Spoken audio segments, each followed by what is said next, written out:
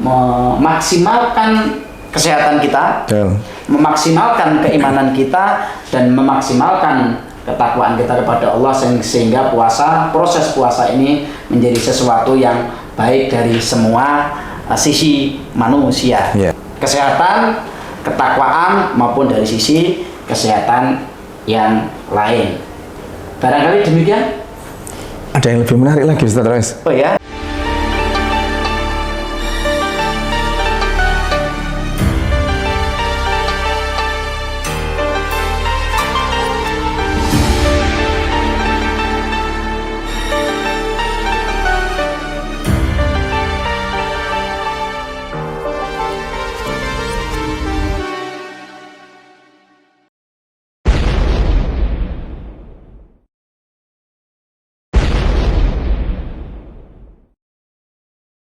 Berkaitan dengan ketika titik tolaknya itu adalah kewajiban atau kebutuhan. Baik, sebentar. Itu ya. Saya tadi ada yang mengganjal ini.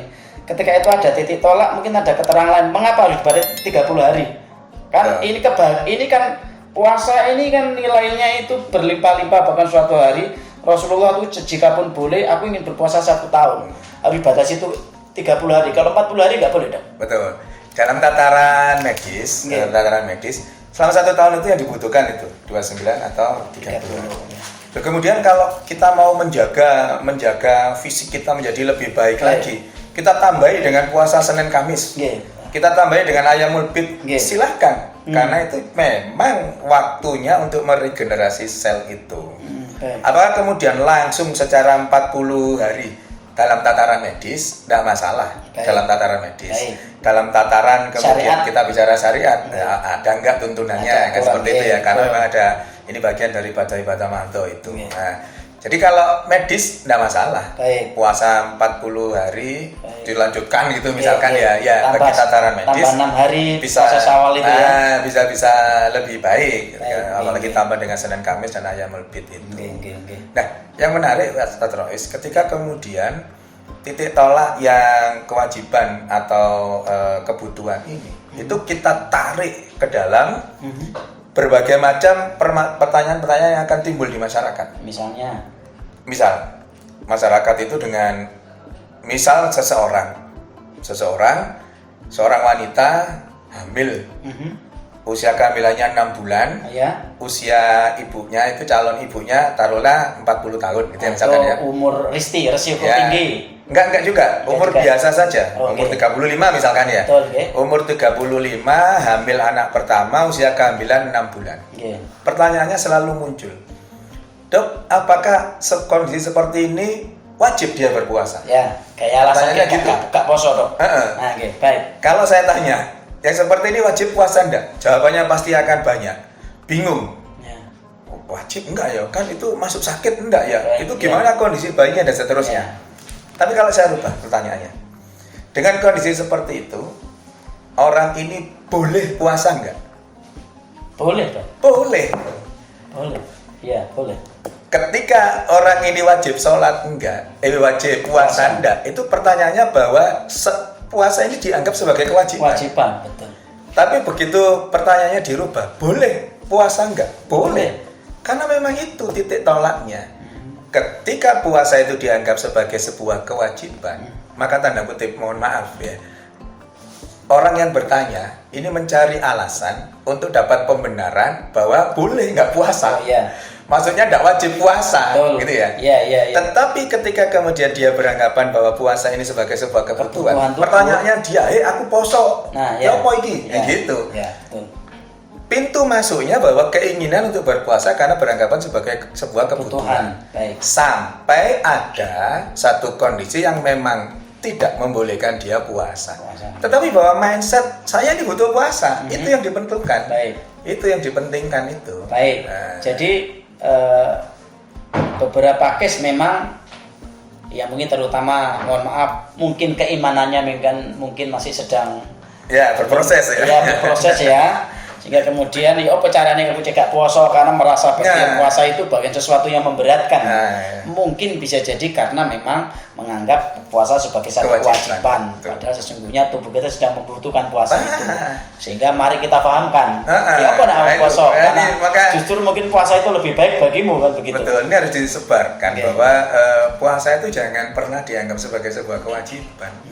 Tapi anggap sebagai sebuah kebutuhan karena sesuatu yang dibutuhkan ditunggu-tunggu dengan rasa bahagia. Ketika ketemu bahagianya luar biasa, ada peluang yang sangat besar untuk diampuni dosa-dosanya, dilipat gandakan pahalanya, dihindarkan dari api neraka.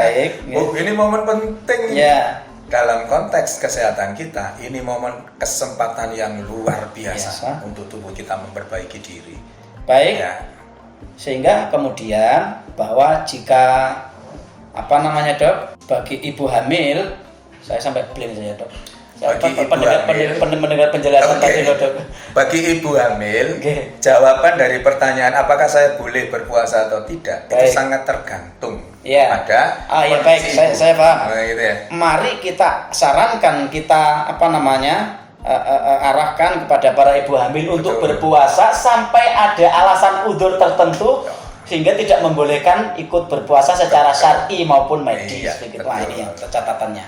Baik, contohnya puasa usia berapa bulan sampai tidak diperbolehkan puasanya, Dok? Prinsipnya pada saat hamil itu jika tidak ada gangguan apapun, itu mulai usia kehamilan awal sampai menjelang melahirkan tidak masalah. Udah ada masalah? Nggak masalah. Baik. Sekali lagi itu, sampai ada hal yang memang melarang untuk berpuasa. Ada tentu dalam konteks medis. Dalam konteks medis. Sebagai contoh istri saya itu anak pertama itu muntah tiap hari. Sampai selesai menjelang melahirkan itu masih muntah. Setelah selesai melahirkan alhamdulillah tidak muntah. Tapi kehamilan anak kedua saya tidak muntah sama sekali. Apa maknanya? Artinya memang masing-masing kehamilan itu sendiri-sendiri, karakteristik sendiri, individualistik. Nah, ketika kemudian karena individualistik, kajian fikihnya itu tergantung kepada yang bersangkutan. Ketika yang bersangkutan berprinsip bahwa puasa ini kebutuhan, saya yang harus puasa. Maka kondisi hamil 8 bulan, saya harus puasa. Jadi maka dia tetap berpuasa. Jadi konsultasinya ke dokter, Dok, berarti bagaimana caranya? Apakah ada syarat syar'i atau udzur secara medis sehingga melarang saya untuk berpuasa? Sehingga itu tujuannya supaya boleh berpuasa. Sampai ada pernyataan dokter, Anda berdasarkan diagnosa catatan kesehatan tidak boleh berpuasa, berarti ayo kita berpuasa. Selama nggak puasa baik untuk bagi ibu hamil. Terima kasih, Dok. Sepertinya kita akan mengakhiri kesimpulan kita bahwa ternyata puasa selama 30 hari ini sudah ada hitungannya secara medis. Sehingga setelah 11 bulan lamanya kita menggunakan tubuh kita untuk beraktivitas berbagai ragam aktivitas baik fisik maupun non fisik. Nah, 30 hari waktu berpuasa itu adalah waktu untuk merecovery tubuh kita. Sehingga di bulan Syawal bulan berikutnya itu kita lebih fresh setelah tubuh kita mendapatkan recovery dan ada sel-sel yang sudah diperbarui. Luar biasa. Semoga berkah dan ini senantiasa mencerahkan, Dok. Jangan bosan untuk kita ngobrol, sharing yang bermanfaat terutama di persoalan kesehatan kita. Terima kasih, Dok. Semoga kita bisa sambung kembali pada event yang lain. Baik, terima kasih, Dok. Kita akhirnya sampai pada penghujung diskusi kita.